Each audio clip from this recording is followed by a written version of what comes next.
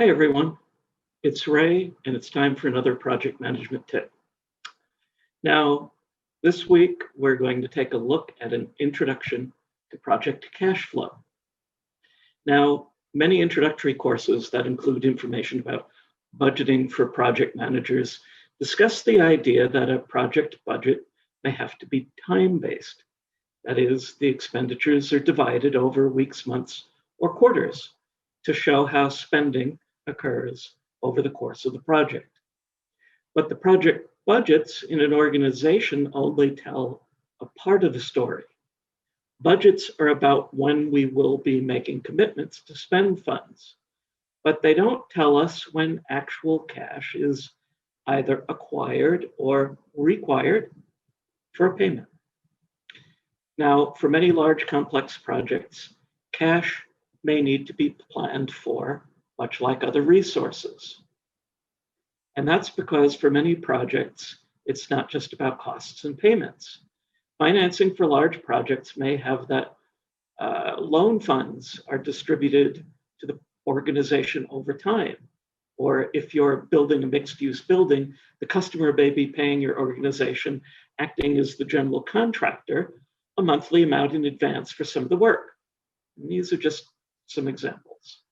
The idea is that these payments will help cover some of the expenses as you're running the project. So cash flows both in and out. Now, if you work for an organization that uses mostly in-house human resources and central purchasing and materials, probably not going to have that concern. But for large construction projects, for example, where most work is performed by contractors, not getting these plans and commitments for cash in place can mean the difference between success and failure. If a contractor is expecting a payment and your finance department says, sorry, we don't have the cash, the likely outcome is the contractor will withhold some work or materials until they're paid. So a cash flow forecast is also time-phased, usually by month, and it's an estimate of the actual cash. So let's look at a simple example from our own finances. Now, suppose you recently purchased a replacement air filter. You did it online at Amazon and you paid about $20. You purchased it on the 15th of September and entered your credit card number as payment. Now, when budgeting, you wouldn't be concerned about payments and simply put the $20 expenditure in your September budget. But the bill isn't going to be immediately due. Let's say you will receive a credit card bill based on your billing cycle on the 10th of October, and it also then gives you 25 to 30 days to pay.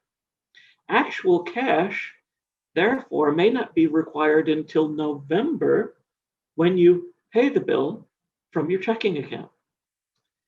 Now, let's look at a variation. You have the $20 for the air filter budgeted for September. A day before you make the purchase, a friend gives you a $20 Amazon gift card for your birthday. You have cash flow in of $20. When you order the air filter, you enter the gift card number as payment, so you have a cash outflow of $20. So for the air filter, the net need for cash was zero, but again, you probably budgeted $20 for it. Now, by understanding the payment terms and the time value of money and the various payment plans that can be used in invoicing project work, you'll be able to think through every cost and determine the full cash flow forecast. Having a good cash flow forecast reduces business and financial risks. Businesses need to look at cash flow pretty carefully, as many have gone bankrupt, thinking only about the money coming in and not when cash was needed to spend. At the same time, your organization will perform better financially with each expenditure being more carefully planned and managed. So if you need help in planning your personal project or business cash flow, a cash flow template is now included in our template library. go to accidentalpm.online, go to the resources in the upper navigation, and select downloads. You'll see our project template library there. So thanks again for listening to another project management tip. I'll see you next week. Take care, everyone.